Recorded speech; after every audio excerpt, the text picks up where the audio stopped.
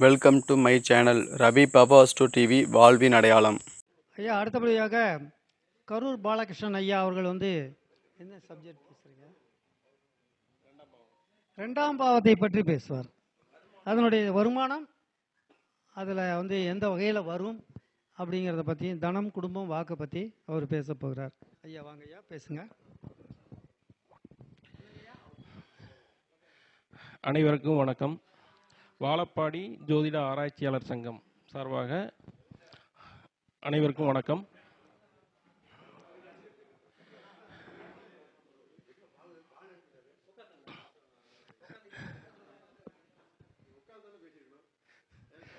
சரி, ஓகே.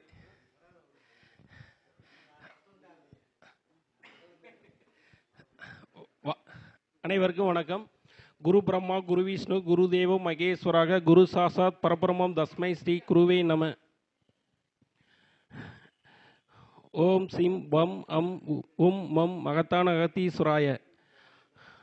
வாழப்பாடி ஜோதிட ஆராய்ச்சியாளர் சங்கம் உள்ள அனைத்து பொறுப்பாளர்களுக்கும், இங்கு குழுமியிருக்கும் அனைத்து ஜோதிடர்களுக்கும் மதிய வணக்கம்.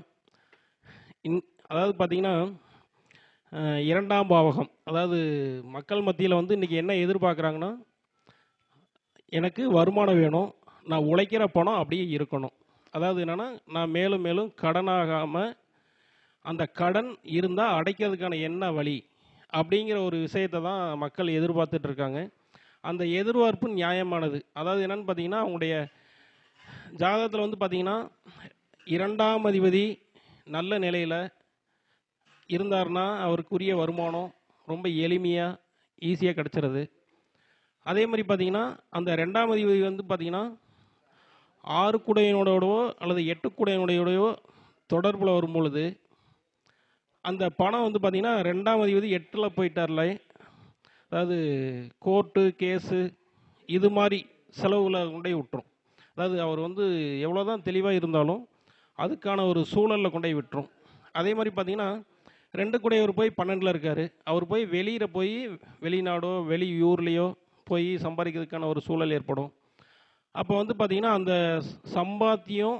சம்பாதிச்சதுக்கப்புறம் அது நிற்குமா அப்படிங்கிற ஒரு விஷயம் பார்த்திங்கன்னா நமக்கு ரொம்ப இதாக தான் இருக்குது. அதாவது என்னென்னா, இன்றைக்கி மக்கள் மத்தியில் சொல்லக்கூடியவங்க நம்மகிட்ட ஜாதகம் பார்க்குறப்போ சொல்கிறப்ப என்ன சொல்கிறாங்கன்னா, என்னங்க எவ்வளோ சம்பாதிச்சாலும் பணம் நிற்க மாட்டேங்குது, பணம் நிறைய வருது ஆனால் எனக்கு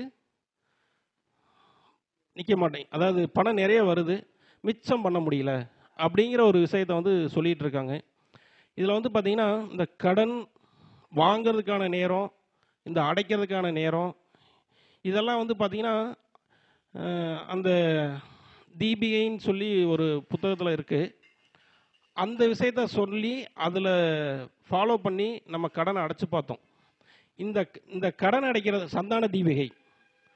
இதில் கடன் அடைக்கிறதுக்கு பார்த்திங்கன்னா, ஒரு சில நாளில் நைட்டு 12 மணிக்கு வருது அந்த நேரம். அதாவது அவங்க சொல்லியிருக்கிற நேரம், அந்த லக்கணம், இது எல்லாமே ஒரு சில நாளைக்கு பார்த்திங்கன்னா நைட்டு 12 மணிக்கு வருது, காலையில் அதிகாலையில் 4 மணிக்கு வருது, மதியானம் 1 மணிக்கு வருது.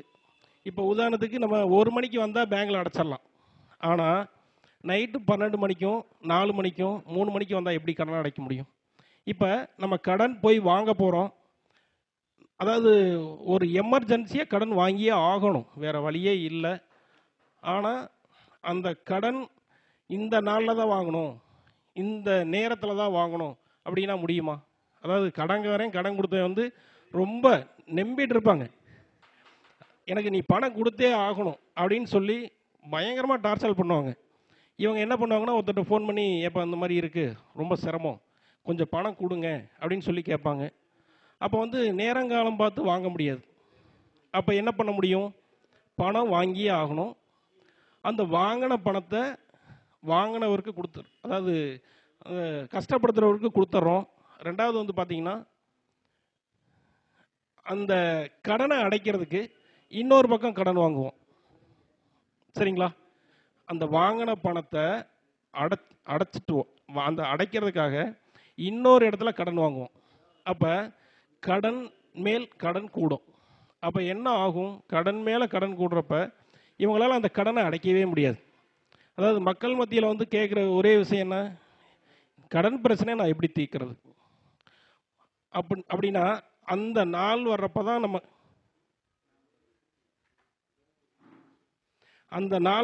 நம்ம அடைக்க முடியும் அப்படின்னா அப்படி இல்லை. அதாவது நம்ம வந்து இப்போ நிறைய டெக்னாலஜிக்குள்ளே உள்ளே வந்துட்டுருக்கோம். அதாவது அன்றைய காலகட்டத்தில் ஒன்லி நோட்டில் தான் எழுதி ஜாதகம் பார்த்துட்டு இருந்தாங்க. நோட்டில் தான் எழுதி கணக்கு போட்டு பார்த்தோடனே இந்த திசா புத்தி, இந்த திசை, இந்த புத்தி, இந்த அந்தரம் அப்படின்னு சொல்லி மனசுக்குள்ளே ஓட்டி கடன் பலன் சொல்லிடுவாங்க. ஆனால் இன்றைய காலகட்டத்தில் வந்து அப்படி இல்லை. எல்லாருமே என்ன பண்ணுறாங்கன்னா லேப்டாப்பில் போட்டு செல்லை போட்டு உடனே என்ன பண்ணுறாங்க, உங்களுக்கு டேட் ஆஃப் பர்த் இருந்தால் போதும், ஒரு செகண்டில் உங்கள் திசை, உங்கள் ராசி, நட்சத்திரம், திதி, யோகம், கரணம் இது எல்லாமே வந்து உடனே சொல்லிடுறாங்க. சரிங்களா? அதே மாதிரி கடன் இப்போ நம்ம என்ன சப்ஜெக்டுக்குள்ள உள்ள வந்திருக்கோம், 2ஆம் பாவகம். இந்த 2ஆம் பாவகம் தான் மக்கள் எதிர்பார்ப்போடு இருக்காங்க. கடன் அடைக்கிறதுக்கான நேரமும் இருக்குது. அதாவது என்னென்னா தினசரி கடன் அடைக்கிறதுக்கான பாவகம் இருக்குது, நேரமும் இருக்குது, தினம் இருக்குது. அதே மாதிரி கடன் வாங்கிறதுக்கான பாவகமும் இருக்குது. இதில் வந்து பார்த்திங்கன்னா திருமணம், இப்போ ஒருத்தருக்கு திருமணம் நடக்கவே மாட்டேங்குது, தள்ளி போயிட்டுருக்கு. அந்த திருமணத்தை அந்த நேரத்தில் கிளம்பி போனாங்கன்னா 100% அவங்களுக்கு திருமணத்துக்கான அமைப்பு அமைஞ்சிரும். சரிங்களா? இந்த மாதிரி ஒரு அமைப்பு இருக்குது. இப்போ கடனுக்கும் அதே மாதிரி தான். இந்த நேரத்தில் கடன் அடைச்சிட்டா, அதாவது தினம் அந்த நேரம் மாறும்.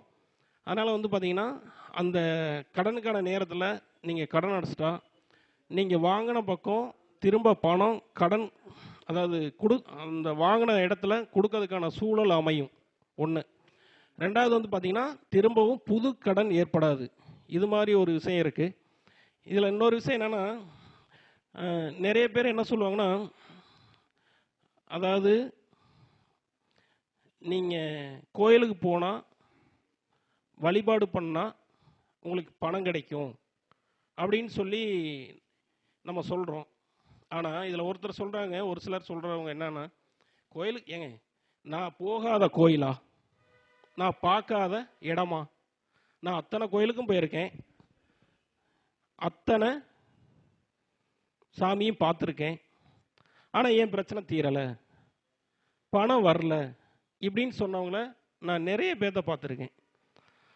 இந்த விஷயத்தில் உள்ள வந்து தான் அப்போ யார் எந்த ஆலயத்துக்கு போனால் என்ன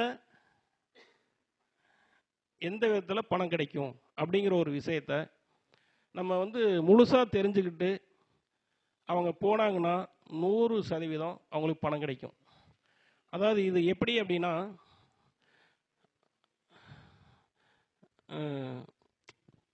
அதாவது இதில் ஒரு விஷயம், அதாவது நம்ம தெரிஞ்ச நண்பர், அதாவது அவர் வந்து என்ன சொல்கிறாருன்னா, அதாவது சொல்கிறேன்னு இதுதான் வேணாம், அதாவது அவர் கிறிஸ்டியனாக இருக்கார், அவர் பொண்ணுக்கு திருமணம் நடத்தணும், எல்லாமே தேதியெலாம் நிச்சயம் பண்ணியாச்சு. அவர் கேட்ட இடத்துல பணம் கிடைக்கல. அதாவது வேறொருத்தர் நண்பர் மூலிமா ஏன்ட்ட அறிமுகம் ஆகிறாரு.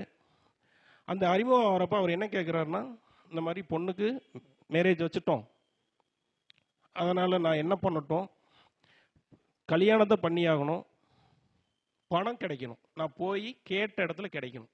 ஆனால் இவர் நிறைய இடத்துல கேட்டுட்டாரு, யாரும் கொடுக்க தயாராக இல்லை. இப்போ என்ன பண்ணுறது?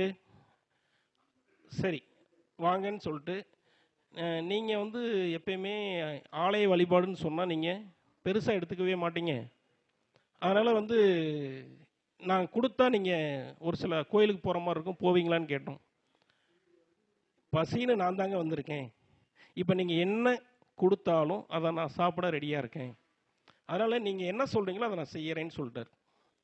அப்போ அவருடைய டேட் ஆஃப் பர்த்தை வாங்கி போட்டு பார்த்துட்டு, சரிங்க நீங்கள் விநாயகர் வழிபாடு நீங்கள் தொடர்ந்து டெய்லியும் சாயந்தரம் விளக்கு போடுங்க, உங்களுக்கு பணம் கிடைக்கும்னு சொன்னோடனே சரிங்கன்ட்டு அவர், அதாவது சொன்னால் உடனே அந்த நம்பிக்கையும் பேரில் சென்று போய் விளக்கு போட ஆரம்பிச்சிட்டாரு.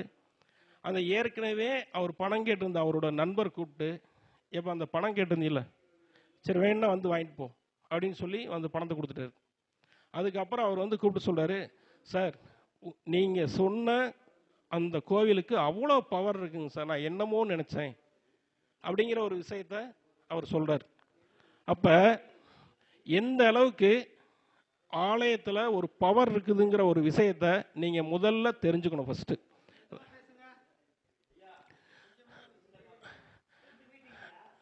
இந்த மாதிரி விஷயத்தை வந்து தெரிஞ்சுக்கணும். இதில் வந்து என்னன்னு பார்த்தீங்கன்னா, இப்போ நம்ம நண்பர் ஒருத்தர் சொல்கிறாரு, இந்த மாதிரி நான் வந்து அதாவது அவர் வந்து கட்டட மேஸ்திரி. அவர் சொல்கிறாரு, இந்த மாதிரி முட்டை அடித்தாச்சு, இந்த முட்டு அடித்ததுக்கு அவர் என்ஜினியர்கிட்ட சொல்லணும்.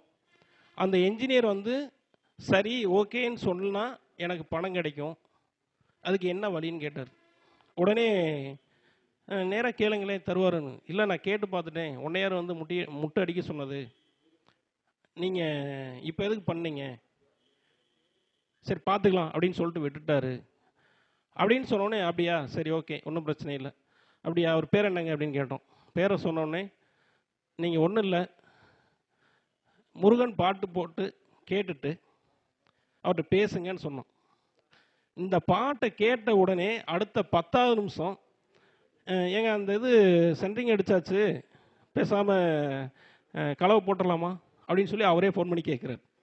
அப்போ ஒவ்வொரு விஷயத்தையும் நீங்கள் கொடுத்து அதில் நீங்கள் சக்ஸஸ் பண்ணணுமே தவிர, அதாவது மற்றவங்க சொல்லி அதாவது இந்த மாதிரி நடந்திருக்குதுங்கிறத நம்ம தெரிஞ்சுக்கிட்டு இது பண்ணுறதை விட, ஃபஸ்ட்டு நாம் இந்த விஷயத்தில் ஃபுல்லாக இன்வால்வ் ஆகி இதில் கற்றுக்கிட்டு இதிலேருந்து நம்ம மற்றவங்களுக்கு கொடுத்தாதான். ஏன்னா இந்த ஜாதகங்கிறது நம்ம கற்றுக்கிட்ட விதம் படி எதுவுமே எந்த ஜாதகமும் வராது. ஆனால் இது எல்லாமே அனுபவம் தான். இந்த அனுபவத்தில் தான் இந்த விஷயத்தை எடுக்கணும். இப்போ வந்து பார்த்திங்கன்னா, இப்போ வந்து ஒவ்வொரு நட்சத்திரத்துக்கும் ஆலய வழிபாடு சொல்கிறேன், அப்படியே ஒவ்வொருத்தரும் நோட் பண்ணிங்க. ஆனால் இது வந்து ரொம்ப இம்பார்ட்டண்டான ஒரு விஷயந்தான். அதாவது இதை எந்த அளவுக்கு எடுத்து இதை நீங்கள் பயன்படுத்துகிறீங்களோ அந்த அளவுக்கு உங்கள் வாழ்க்கையில் ஒரு வளர்ச்சியும் ஒரு வருமானமும் கடவுளுடைய அனுகிரகமும் கிடைக்கும். சரிங்களா? அதாவது எப்படின்னு பார்த்தீங்கன்னா, இப்போ உதாரணத்துக்கு அஸ்வினி நட்சத்திரத்தில் பிறந்திருந்தாங்க அப்படின்னா, அஸ்வினி நட்சத்திரத்தில் பிறந்தவங்க ஒரு கோயிலில் போய் ஆலய வழிபாடு பண்ணுறப்ப வாழைப்பழம் வச்சு தான் வழிபாடு பண்ணணும். ஒன்று. ரெண்டாவது, அதாவது சிவ வழிபாடு தான் பண்ணணும். ஆனால் நடராஜர் வழிபாடு இது பண்ணலாம். அதே மாதிரி அவங்க பணம் வேணும் அப்படின்னா துர்க்கையம்மன் கோயிலில் போயிட்டு நெல்லிக்காய் வச்சு வழிபாடு பண்ணி அதை வந்து அவங்களும் சாப்பிட்டுக்கணும், மற்றவங்களுக்கும் அதை கொடுக்குறப்ப அவங்களுடைய பண வளர்ச்சி ரொம்ப அபரீதமாக இருக்கும். இது வந்து பார்த்திங்கன்னா அந்த அந்த மாதம் வச்சு கொடுத்துட்டு அடுத்த மாதம் பார்க்குறப்ப அவங்களுடைய அந்த ஃபுல்ஃபில் வந்து பார்த்திங்கன்னா அந்தளவுக்கு ஒரு வளர்ச்சி இருக்கும். அதாவது அந்த வருமானத்தில் அவங்க எதிர்பார்த்த அளவுக்கு ஒரு வருமானம் வந்திருக்கும். அதாவது அவர் வேலைக்கு போகிறாரு, போகலை, இல்லை நான் கேட்ட இடத்துல கிடைச்சது கிடைக்கும், அதெல்லாம் இல்லை. அந்த இறைவன் அவங்களுக்கு கொடுக்கறதுக்கான அந்த சூழலை உருவாக்கிடுவார். சரிங்களா? அதே மாதிரி பார்த்தீங்கன்னா பரணி நட்சத்திரத்தில் பிறந்தவங்க என்ன பண்ணணும்? ராமர் கோவிலில் போய் வழிபாடு பண்ணணும். ராமர் கோவிலில் வழிபாடு பண்ணாலே ஒரு மிகச்சிறப்பு. அதே மாதிரி பார்த்தீங்கன்னா முருகன் ஆலயம், அதாவது என்னென்னா பழனியில் உள்ள முருகன் ஆலயம். அதாவது நிறைய பேர் வந்து என்னென்னா ஒரு சில விஷயத்தை வந்து, அதாவது பாலசுப்ரமணியரும்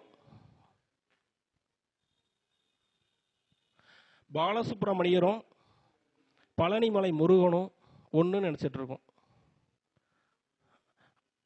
பழனிமலை முருகன் வேற, பாலசுப்ரமணியர் வேற. இப்போ நம்ம என்ன பண்ணணும்? பழனிமலை முருகனை வழிபாடு பண்ணால் பணம் கொடுத்துருவார். சரிங்களா? அதே மாதிரி கிருத்திகை நட்சத்திரத்தில் பிறந்தவங்க தட்சிணாமூர்த்தியை வழிபாடு பண்ணணும். சரிங்களா? தட்சிணாமூர்த்தியை வழிபாடு பண்ணால் இல்லை அப்படின்னா குரு பகவானை வழிபாடு பண்ணலாம். இவங்க வந்து கிருஷ்ணர் வழிபாடு பண்ணுறது மிகச்சிறப்பு. அப்போ இவங்க என்ன பண்ணணும்? கிருத்திகையில் பிறந்தவங்க நெய்யில் தான் விளக்கு போடணும். கிருத்திகையில் பிறந்தவங்க நெய்யில் தான் விளக்கு போடணும். அவங்க வந்து மஞ்சள் யூஸ் பண்ணலாம். மஞ்சள்னா அதாவது நெத்தியில் பொட்டு வைக்கிறப்ப மஞ்சள் யூஸ் பண்ணிக்கலாம். இந்த மாதிரி ஒரு விஷயம் இருக்குது. அதே மாதிரி பார்த்தீங்கன்னா ரோகிணியில் பிறந்தவங்க ஆதி நாராயண பெருமாள் வழிபாடு பண்ணுறது மிகச்சிறப்பு. அவங்க வந்து பார்த்திங்கன்னா பாம்பு புற்று வழிபாடு, அதாவது புற்றுக்கண் வழிபாடு இருக்குது பார்த்தீங்களா, அந்த புற்றுக்கண் வழிபாடு பண்ணுறது மிகச்சிறப்பு. அதே மாதிரி அடுத்த விஷயம் பார்த்திங்கன்னா மிருகசீரிடத்தில் பிறந்தவங்க அதாவது பித்திருக்களை வழிபாடு பண்ணணும். இறந்தவங்களுக்கு திதி கொடுக்கணும். யார்? மிருகசீரிடத்தில் பிறந்தவங்க இறந்தவங்களுக்கு திதி கொடுக்கணும். அவங்க இறந்தவங்களுக்கு திதி கொடுக்காம, நான் எல்லா கோயிலுக்கும் போயிட்டு வந்துட்டேன், இறந்தவங்க அதாவது அவங்க வீட்டில் இறந்தவங்கள கண்டுக்காம அந்த மாதம் இந்த திதி கொடுக்காம அவங்க என்னதான் ஆலய வழிபாடு பண்ணாலும் அவங்க வாழ்க்கையில் ஒரு முன்னேற்றம் அப்படிங்கிறது ஒன்று இருக்கவே இருக்காது. அந்த மாதிரி ஒரு இதுதான் அமைப்பு. அதே மாதிரி வந்து பார்த்திங்கன்னா என்ன பார்த்தோம், மிருகசீரிடம் இல்லையா. இப்போ வந்து இவங்க எங்கே போனாலும் அதாவது வாழைப்பழம் வச்சு வழிபாடு பண்ணணும். அதுவும் பார்த்தீங்கன்னா அந்த ஒரு பழம் 2 பழம் இல்லை, சீப்பாகவே வச்சு பண்ணணும். அதே மாதிரி நடராஜர் வழிபாடு பண்ணுறது மிகச்சிறப்பு. அதுக்கப்புறம் வந்து பார்த்தீங்கன்னா திருவாதிரை நட்சத்திரத்தில் பிறந்தவங்க ஸ்ரீவில்லிபுத்தூர் ஆண்டாள் வழிபாடு பண்ணுறது சிறப்பு. அதே மாதிரி பார்த்தீங்கன்னா சமயபுர வழிபாடு, ராமர் வழிபாடு, இதெல்லாம் பண்ணோம்னா அவங்களுக்கு வந்து பணம் தட்டுப்பாடு இருக்கவே இருக்காது. இது வந்து என்னென்னா மாதத்தில் ஒரு நாள் நம்ம இதை செஞ்சே தீரணும். இது செஞ்சோம்னா நமக்கான வழிபாடு செய்ய செய்ய செய்ய நமக்கான பண பிரச்சனை தீர்ந்துக்கிட்டே இருக்கும். அதாவது எடுத்த உடனே இன்றைக்கி செஞ்சுட்டோம், இப்போ நாளைக்கு தீருமானம் தீராது. நீங்கள் செய்ய செய்ய ஆட்டோமேட்டிக்காக அதுக்கான பிரச்சனை தீர்ந்துக்கிட்டே இருக்கும். அதுக்கப்புறம் வந்து பார்த்திங்கன்னா புனர்பூச நட்சத்திரம். புனர்பூச நட்சத்திரத்தில் பிறந்தவங்க ஐயப்பனுடைய வழிபாடு பண்ணணும்.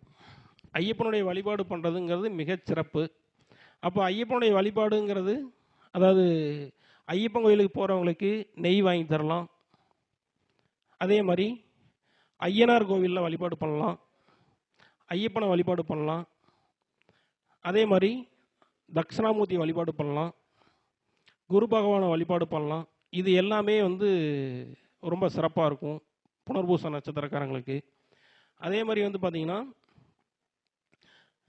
பூச நட்சத்திரக்காரங்க என்ன பண்ணணும்னா, எங்கேயாவது கோவிலில் திருவிழா நடக்குது, எங்கேயாவது கோவிலில் அன்னதானம் நடக்குது, இல்லை ஏதாவது ஒரு இடத்துல அன்னதானம் நடக்குது, அந்த இடத்துல முருங்கைக்காய் வாங்கி கொடுத்து அன்னதானத்தை கொடுத்தாங்கன்னா அவங்களுக்கு பணம் கிடைக்கும்.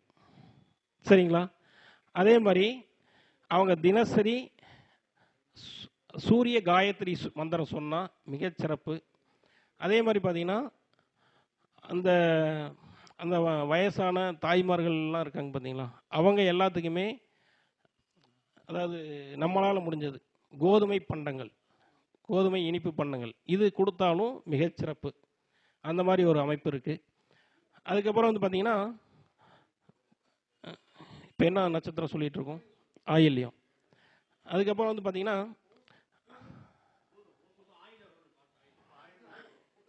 சரிங்களா, இவங்க வந்து பித்திருக்கள் வழிபாடு பண்ணணும்.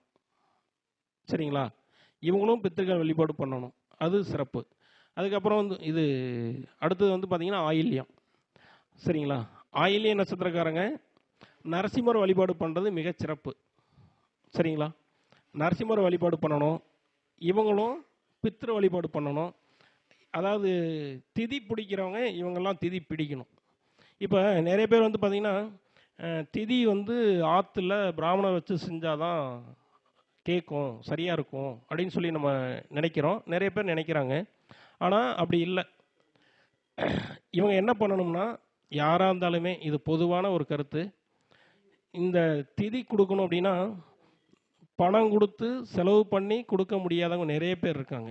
வாழ்க்கையில் வறுமையால், அதாவது என்னால் ஒருவேளை சாப்பாட்டுக்கே கஷ்டங்க, இந்த மாதிரி உள்ளவங்க திதி கொடுக்கணும் அப்படின்னா என்ன பண்ணணும், இவங்க ஆற்றுல போய் நின்றுட்டு, அதாவது ஆற்றுல போய் குளிச்சுட்டு, அதாவது எள்ளும் தண்ணியும் வச்சுக்கிட்டு இந்த எல்லையும் தண்ணியும் வடக்கு முகமாக நின்றுக்கிட்டு நம்ம வந்து 3 முறை அந்த இது கொடுத்துட்டா போதும். அந்த கொடுக்குறப்ப காசி காசி காசின்னு சொல்லணும். ஏன்னா இவங்க மோட்சம் அடையக்கூடிய இது எல்லாமே வந்து காசியில் தான் இருக்குது. அதனால தான் வந்து என்னென்னா இவங்க காசி காசி காசின்னு சொல்லணும். இந்த விஷயத்தை வந்து 3 முறை சொல்லிட்டாலே இவங்க அந்த தர்ப்பணம் கொடுத்தது, திதி கொடுத்தது எல்லாமே ரொம்ப சிறப்பாக இருக்கும். சரிங்களா? இப்போ வந்து பார்த்திங்கன்னா அடுத்தது மக நட்சத்திரம். மக நட்சத்திரக்காரங்க வந்து எல்லாருமே பாலசுப்ரமணியரை வழிபாடு பண்ணணும். இந்த பாலசுப்ரமணியர் வந்து பார்த்திங்கன்னா, அதாவது பழனிமலை முருகனுக்கும் பாலசுப்ரமணியருக்கும் வித்தியாசம் இருக்குது. அப்படிங்கிறப்ப பாலசுப்ரமணியரை வழிபாடு பண்ணுறது மிகச்சிறப்பு.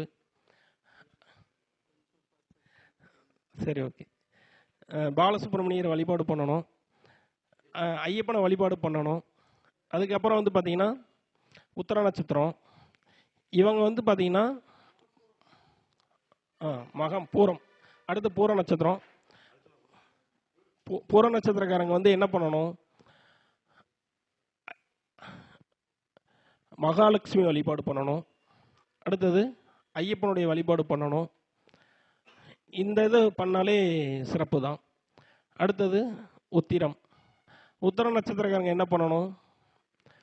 சூரிய வழிபாடு பண்ணணும்.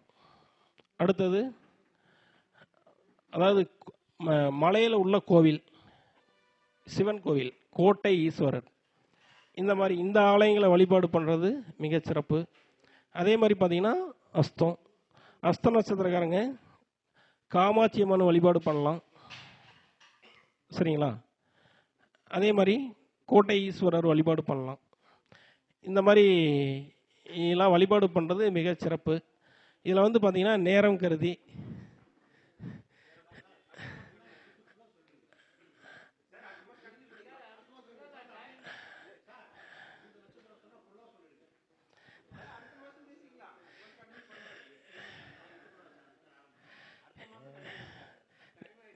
சரிங்களா, நேரம் கருதி இந்த விஷயம் யூடியூப்பில் பார்த்தாலும் சரி, நேரில் கேட்டிருக்கிறவங்களும் சரி, இந்த விஷயத்தை நீங்கள் ஃபாலோ பண்ணி பாருங்கள். உங்களுக்கான மாற்றங்கள் உங்களுக்கே தெரியும். இதுக்கப்புறம் நீங்களே பரவாயில்ல, மேலும் இந்த விஷயத்தை நீங்கள் சொல்லுங்கிற ஒரு சூழ்நிலையை உருவாக்கிடுவீங்க.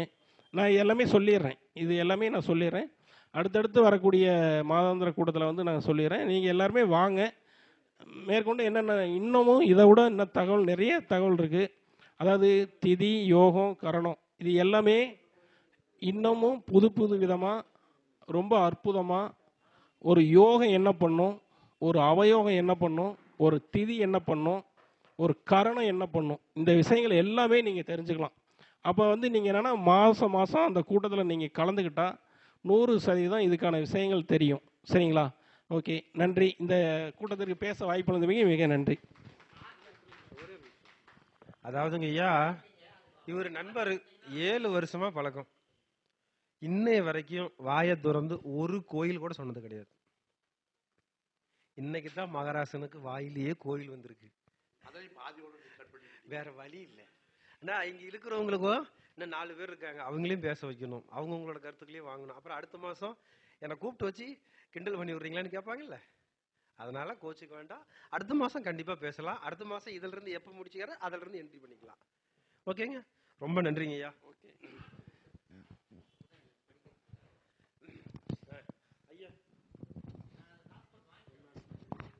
ஐயா அவர்களுக்கு மிகவும் நன்றி. அவர் மிக சிறப்பாக நட்சத்திரங்கள் கோயிலை ஏற்படுத்தினார். அவருக்கு மனப்பூர்வமான நன்றியை தெரிவிச்சுக்கிறோம்.